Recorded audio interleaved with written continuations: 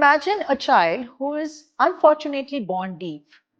Can he hear or speak in his life? Or imagine a second situation where an adult who has severe hearing loss, can he hear the voice of his family and friends in his life? Well, the good news is with the early diagnosis and the right treatment, hearing loss can be managed effectively. Hello, I'm Jennifer Chaudhary, and today we welcome you to another podcast episode of Dr. Ginny Medical Assistance. Today we are joined by Dr. Dilpreet Bajwa, who is highly experienced and senior ENT and cochlear implant specialist at Artemis Hospitals. With her, we are going to discuss the early signs of hearing loss and available treatment options, including hearing aid and cochlear implant. So make sure that you stay with us till the end so you do not miss the specific message which every parent, caregiver and the patient should know about hearing loss. Hello ma'am, welcome to the session. Hi Jennifer, thank you so much for this opportunity. So to start with, our first question is that what are the most common causes of hearing loss in children and adults? So the most common causes of hearing loss in children and adults are widely different. While in children, the most common cause is congenital or the hearing loss which is present at time of birth. It is very surprising that about 2 to 3 children who are born per 1,000 children have hearing loss. This hearing loss can be mild, this loss can be profound. And there are multiple reasons why a child at the time of birth can have hearing loss. Most common are genetic factors. If the mother had any issue during pregnancy, any viral infection during pregnancy, that can cause hearing loss in the child. At the time of delivery, if the child did not cry, the child required neonatal ICU stay, the child had jaundice. So these are the most common reasons why we see hearing loss in children. Okay.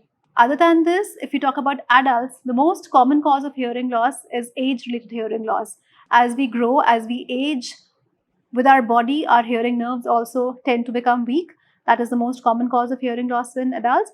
There are other factors also, like noise-induced hearing loss can be there if somebody has diabetes or somebody has a kidney issue.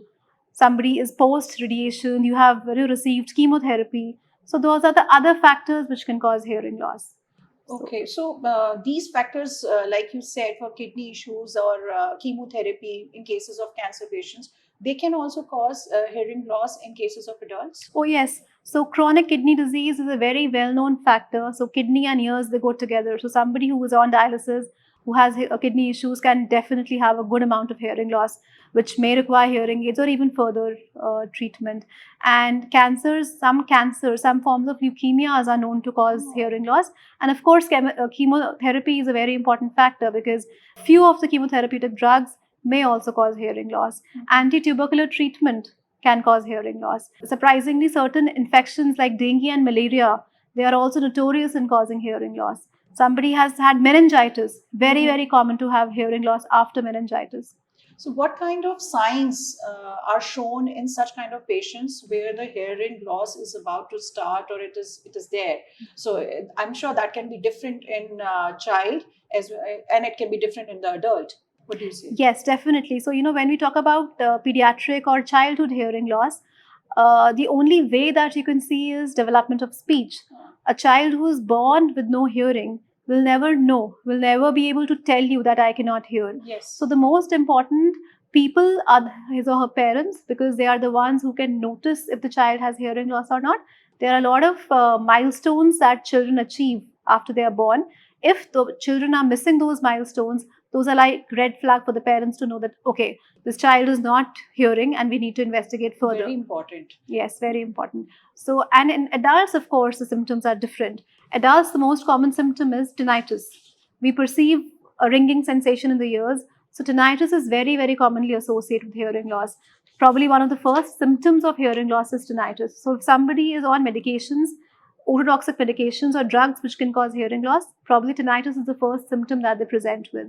Others can be a feeling of blockage in the ear. Sometimes people say that, okay, I can hear, but I can't hear clearly. So that means or there saying is what repetition. yes. So if you need to ask again and again that I'm sorry, I didn't get that, or if you feel that you're able to hear but the clarity is going down. Sometimes families come and they say that, when we watch television together, for my father or for my mother, we have to increase the volume. People start missing sounds. For example, the phone is ringing, one person is not able to make out that the phone is ringing. Somebody is pressing the house bell and you're not able to hear. So loss of clarity of sound, need of twitching up the volume of TV or phone, and unable to hear simple sounds which other people are able to hear, presence of ringing sensation in ears. These are the things that we see in adult onset hearing loss. So what are the solution for such problems like related to hearing loss? Like we have heard about hearing aid and the cochlear implant. So what exactly is the difference between hearing aid and cochlear implant in terms of treatment? Okay, so anybody who has nerve deafness or nerve kind of hearing loss, they are the people who are candidates for using either hearing aids or cochlear implants. Now, hearing aids, they are both hearing assistive devices. They do not restore normal hearing. Somebody who's using a hearing aid or cochlear implant will always need to use it. You cannot repair the hearing mechanism. Hearing aids are more like passive devices. You just have to insert them in your ears. And what hearing aids do is that they just amplify the surrounding sounds that are in the environment. So whatever sounds, whether somebody is talking or whatever environmental sounds are simply amplified by the hearing aid so that the weak nerves can hear. But a cochlear implant actually bypasses the normal anatomic or the normal structural pathway of hearing. We place a electronic cable inside the inner ear, or we place it very near the nerve. So whatever sounds are in the environment, they are directly transmitted via that device to the hearing nerve. So of course, it's a surgical solution. It is not something you can just apply daily. It has to be put in surgically. Then your mode of hearing is changing. It is becoming more electric. And it's the amplification which a hearing aid does is not happening there. It will just transmit sounds as such to the brain. So that is the basic difference between a cochlear implant and a hearing aid. When a person has a mild or a moderate hearing loss, of course, hearing aids are a better solution. But somebody with a moderate or severe hearing loss, or somebody who is not getting benefited with the hearing aid, those are the people we give the option of cochlear implant for. So patients who are using the hearing aid, are there some small surgical procedures to be done for them so that even they don't need to use this hearing aid? Is it possible? So if you have a nerve kind of a hearing loss, then there is no surgical solution as such that can be given. Hearing aid is the solution for them. Yes. But if somebody also has added things like, there's a perforation in the eardrum, if there's a discharging ear, you have got ear infection, those things can definitely be helped by surgery. But if the nerves are weak, then you cannot do any surgery to make the nerves better. So when it's a complete hearing loss for a child, or even is it possible in the adult as well that it's a severe hearing loss and they need to use the cochlear implant? Yes. So how do you identify that patient that it's a right candidate for the cochlear implant surgery? That's a very important question, but the answer is different when we talk about children and when we talk about adults. So if I talk about adults, because adults have been hearing their entire life or they've been using hearing aids. So any adult, there is no age limit. Any adult who has used hearing aids, who has good speech, but now is not benefiting from hearing aid, for a simple reason that the hearing loss has become so much that the hearing aid is not able to amplify enough.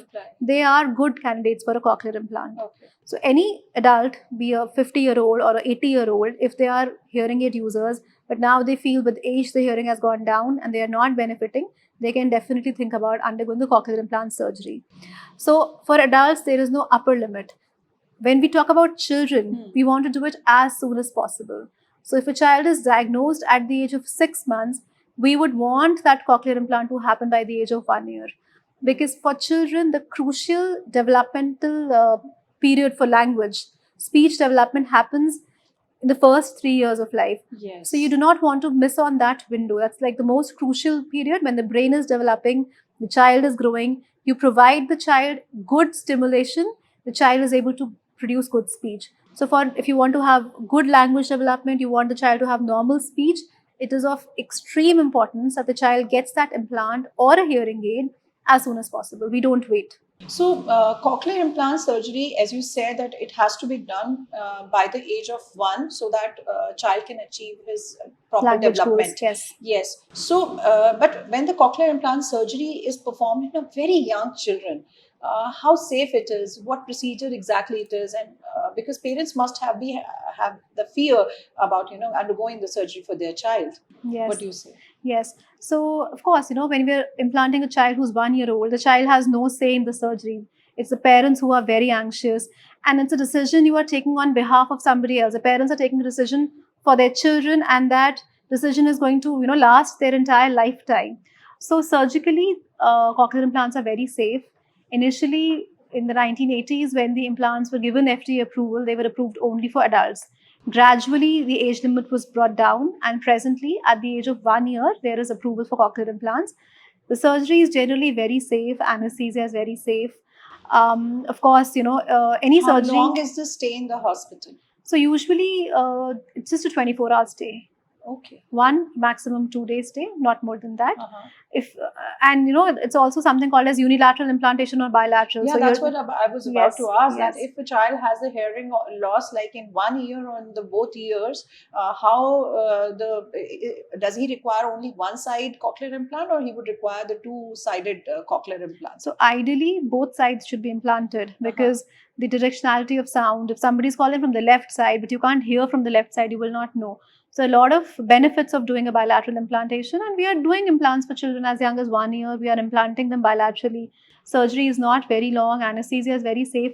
Of course, any surgery under anesthesia would have that 1% risk, but all in all, largely it is a very safe surgery to be. So, Dr. Dilpreet, what is that minimum age criteria where the parent should think about the hearing test for the child? So there is actually no minimum age criteria. As per the universal screening program that we follow in our country, every child that is born should undergo hearing screening test. That is called as the OAE, the otoacoustic emission testing. It is a very non-invasive, very painless way of testing for hearing, and every newborn child, be a premature, yes, be a premature child, be a child who's born at term, every child should undergo hearing screening test. However, of course, there are conditions when we are not able to do. So at least all high-risk children should undergo hearing screening test. Very important. And by high risk, to avoid any kind of further situations yes. like this or late diagnosis, Yes. it's better that the newborn, specifically the high risk cases, should undergo the hearing test. Hearing test. And if you talk about who come in the high risk, so any child who is born at term with low birth weight or is born prematurely, any child who required stay in the neonatal ICU, any child who did not cry immediately after birth, having jaundice immediately after birth, if the mother had any viral infections at the time of pregnancy, or there was any neurological sequelae happening, for example, a child with a syndrome. Sometimes, you look at the child and it's a syndromic baby. So all these children are at high risk of developing hearing loss,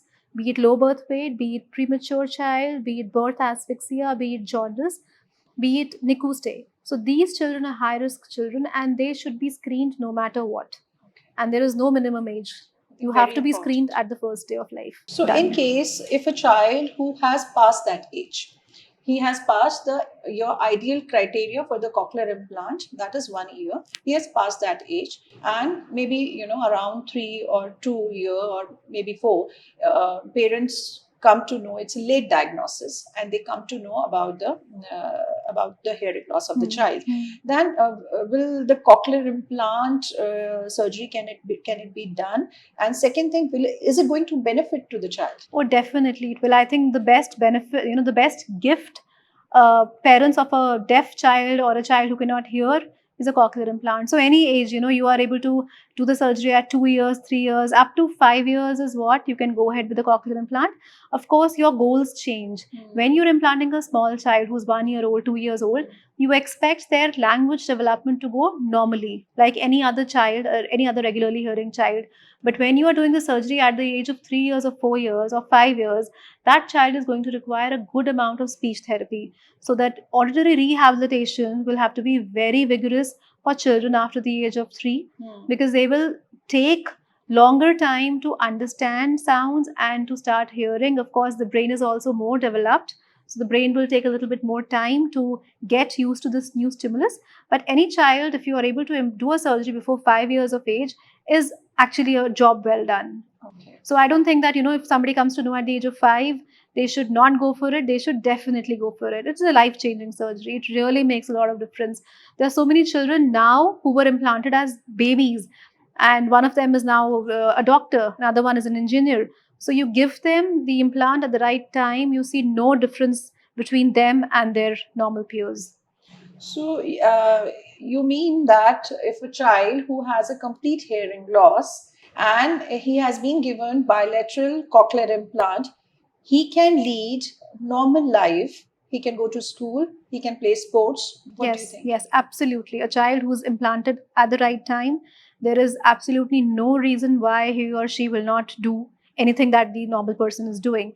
They go to school. So many of the implantees actually play games. You can be a gymnast. You can do anything and everything you want. So I think hearing loss is a very silent disability. It really takes a toll on the family also. And cochlear implants are not less than a miracle. They have the capacity to change the life of the entire family. Even we have seen certain videos, and it becomes very emotional for a child who's hearing the first time the voice of his mother and the activation. What is that experience? Isn't it very emotional for the parents and It for the is. doctors? I'm It sure. is. It is. It is Hmm. definitely very emotional for the parents. For the children, I think that's called as a switch on. The first Hmm. time when the cochlear implant is put in and it is switched on, children usually do not take it in a positive manner because they've never heard. So the first sound stimulus is actually the children cry. They don't accept it as easily. Hmm. But it's that the gradual usage with time, they start accepting it, they start hearing, they start realizing that it was a sensation or a sense that they were missing so far. So definitely it's a very emotional journey. So we see our children every 6 months interval. Sometimes parents share their videos, and it is such a joyous moment to see those videos. Children growing up, able to talk, able to communicate, able to understand. So it's definitely very emotional.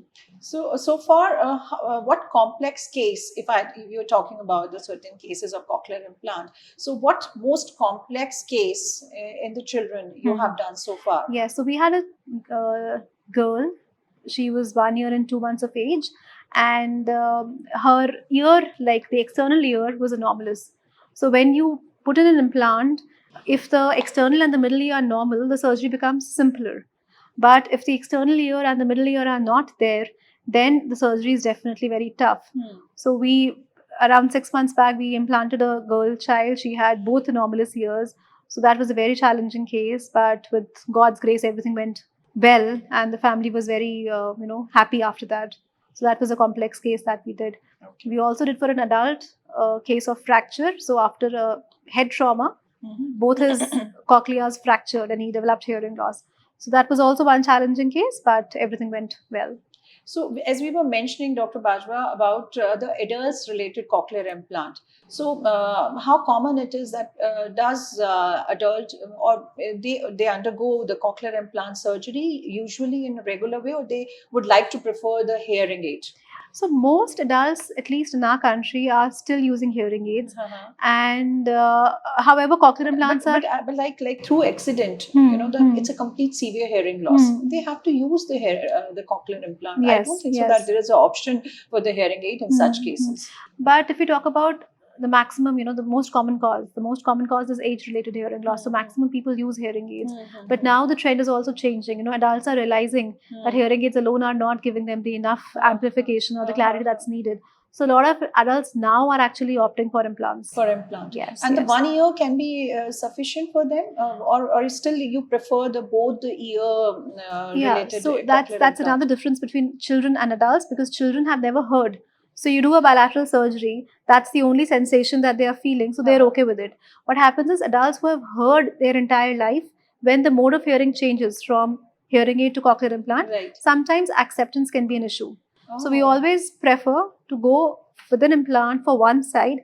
Once they are comfortable with using that implant, only then we do the other side. True, Yes, true, true. So that is for international patients, like they are so far, they are not in India, and they, of course, the cochlear implant treatment yes, is not yes. available in their country. For those cases, what do you suggest that what is that first indicative sign, or that can be common for anyone, but what is that indicative sign for their child to recognize the hearing loss? That first indicative sign. And second, what report they should send to you for the treatment if they want to come here for the treatment of hearing loss? Okay, so I think that's a very important question, and I was actually waiting for that.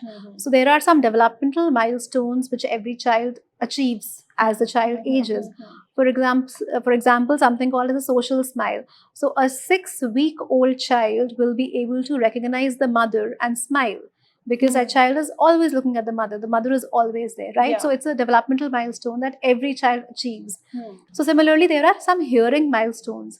For example, a newborn baby or a child who's about 1 month old will startle when exposed to loud sounds. The child may just blink, it may just shiver, it may extend its arms, but when a small 1 month old or a 2 month old child is exposed to any loud sound, be it somebody banging on the door, be it some utensils falling, the child will have a startled reflex.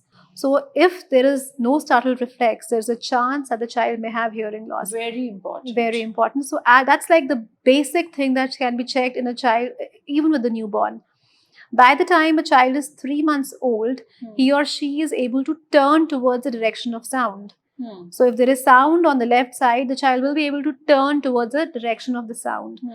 By the time the child is about 6 months old to 7 months old, they are able to recognize the voice of their parents because the child is hearing the mother every day. So usually by 6 months, 7 months, the child is able to recognize the mother's voice and respond in some form. Maybe smile, maybe look for her when she is calling out. After about 9 months of age, child is able to babble, take out some sounds which do not make sense, like ma ma ma, la la la. So a 9-month-old child who's been hearing normally, we expect that child to babble. By the age of 1 year, he or she should be able to understand small sentences or small words like no, bye. Okay, so if a child is not able to meet these milestones, there is absence of startle reflex, child is not turning towards the sound of the source of sound even at 6 months. Right. By 9 months, there is no babbling. By 1 year of age, you feel the child is not responding to simple commands. By 16 months or 18 months, the child is not producing simple words like bye, no. That means that there is a high chance that the child has hearing loss. So these are simple milestones which parents can see if their child is meeting or not. Now, coming to my second question, that if being seen by the parents, what should be their next step? Like they should go to the local doctor, because as I'm talking about those international patients too, who are in their country and Yes. they don't have the facility of specific treatments. So, what report you would require that you can tell them that your child require cochlear implant, and because he has a complete hearing loss? Yes. So what happens is that when any child comes to us, there's entire battery of tests that we do, which includes something called as otoacoustic emissions, auditory steady state responses. We do behavioral audiometries. We do a CT scan and MRI. Of course, I understand all these investigations may not be possible. So one investigation Basic of investigation, choice, yes. is called as BERA. It's BERA. called as brainstem evoked response audiometry. That is an indicative that the child may have hearing loss, and it also tells us the severity of hearing loss. The child has a mild hearing loss or a severe to profound hearing loss. So any child or an adult with severe to profound hearing loss are candidates for a cochlear implant. So that is one basic investigation. And if that investigation is suggestive of hearing loss, they can always travel, and rest of the investigations can be done here as well. So now we come to our myth busting session. So what is that biggest myth you would like to bust about the cochlear implant surgery for the children? I think the biggest myth is that many parents feel that the child is very small. Our child cannot have hearing loss because hearing loss is a problem that only elderly people have. So that's a very, very common myth that a newborn baby cannot have hearing loss.